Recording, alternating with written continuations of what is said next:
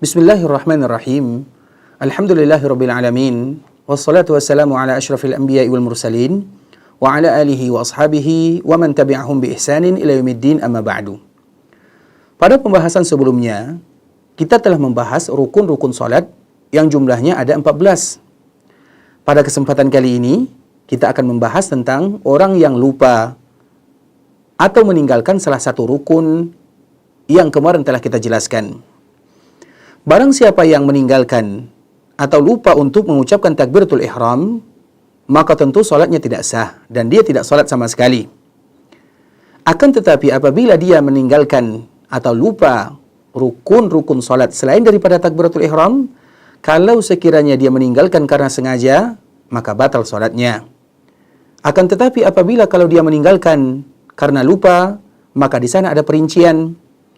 Yang pertama, apabila dia mengingat sebelum dia sampai ke pekerjaan yang sama di rakaat berikutnya, maka dia kembali mengulang dan menyempurnakan solatnya, kemudian dia sujud untuk melaksanakan sujud sahwi.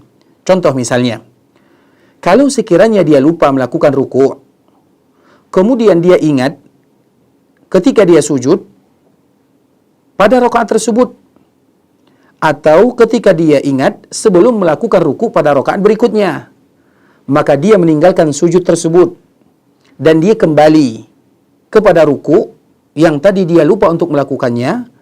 Kemudian setelah itu dia menyempurnakan solatnya dan nanti terakhir dia melakukan sujud sahwi.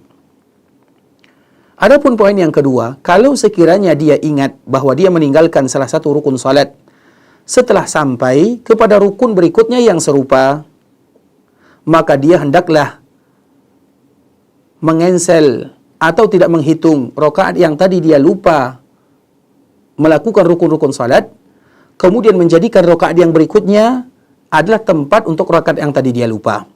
Kemudian setelahnya dia menyempurnakan salatnya dan melaksanakan sujud sahwi. Seperti misalnya ketika dia lupa melakukan ruku pada rakaat pertama, kemudian pada rakaat kedua, dikala dia ruku, dia ingat ternyata rakaat pertama dia belum ruku, maka pada saat itulah rakaat pertama dia tidak menghitungnya, dan rakaat kedua dia menghitung sebagai rakaat pertama, mengganti rakaat pertama yang tadi dia lupa ruku di dalamnya. Kemudian setelah itu dia menyempurnakan rakaatnya sampai dia salam, dan nanti sebelum salam maka hendaklah dia melakukan sujud sahwi. Kemudian poin yang ketiga, apabila seseorang lupa salah satu rukun di antara rukun-rukun salat dan dia tidak tahu kecuali setelah mengucapkan salam, kalau sekiranya dia melupakan rukun tersebut pada rakaat terakhir, maka dia kembali bangkit dan melakukan rukun tersebut yang tadi dia tinggalkan. Kemudian pada akhirnya dia menyempurnakan dan menutup dengan sujud sahwi. Akan tetapi kalau sekiranya rukun yang ditinggalkan sebelum rakaat terakhir, baik itu rakaat pertama atau rakaat kedua dan ketiga yang memiliki 4 rakaat, maka hendaklah dia melakukan 1 rakaat secara sempurna. Kemudian setelahnya baru dia melakukan sujud sahwi, sebelum waktunya terlalu panjang dan terlalu lama.